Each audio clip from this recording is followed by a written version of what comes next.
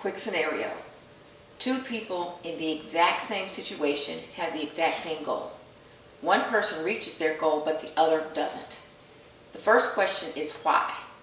The second question is, which one are you?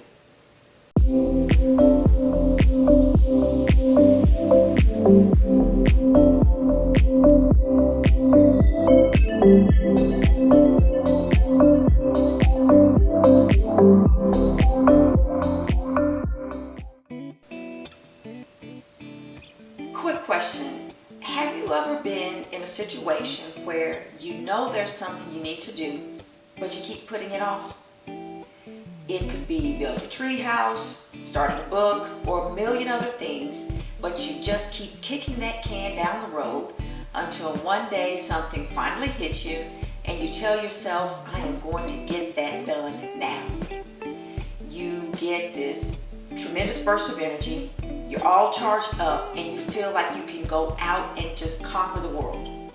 So you set your goal, you get your plan together, and you jump in with both feet at first. And as time goes on, your project seems to dwindle, it starts to fade, and you start to rationalize and make more and more excuses as to why it doesn't necessarily need to be done now.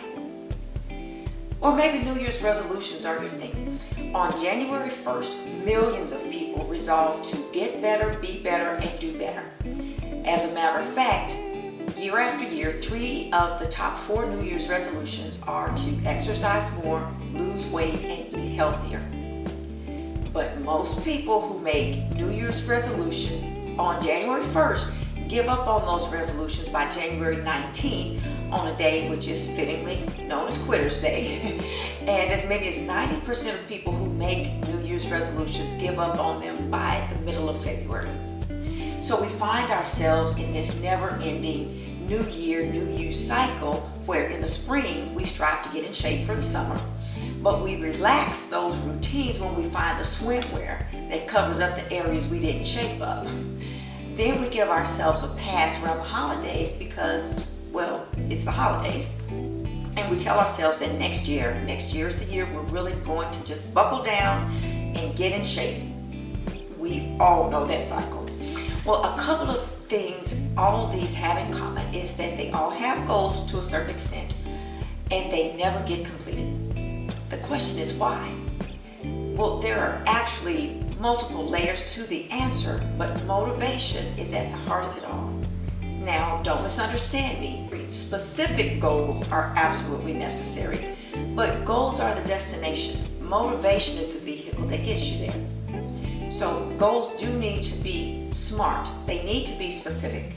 They need to be measurable, attainable, realistic, and time-bound. So New Year's resolutions to exercise more, lose weight, or eat healthier, they're all in the same category as limiting your intake, for example. They're all very good ideas, but they're all very vague ideas too, and really hard to track.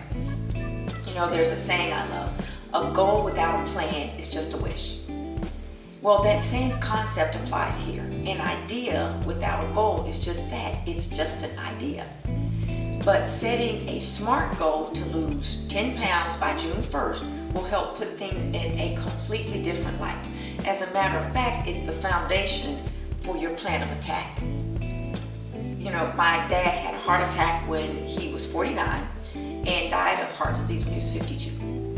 I was pretty athletic until after I had both my girls, so I always considered myself to be in pretty decent shape. And just so you know, if your mother or sister has a heart attack before she's 65, or your father or brother has a heart attack before he's 55, you might be at higher risk for heart attack too. So knowing this, and the closer I got to 49, the more I knew I needed to do whatever it took to make sure I didn't have a heart attack like my dad did. I refused to become a statistic. So I set a goal to get fit by my 50th birthday. Yes, I did reach that goal. But here's my point. I didn't confuse my goal with my motivation. My goal was actually made up of several small goals, but they were all SMART goals. They were all specific, measurable, attainable, realistic, and time bound. And that time has passed, but my motivation to maintain the levels I set in those goals to help make sure I stay in shape hasn't changed one bit.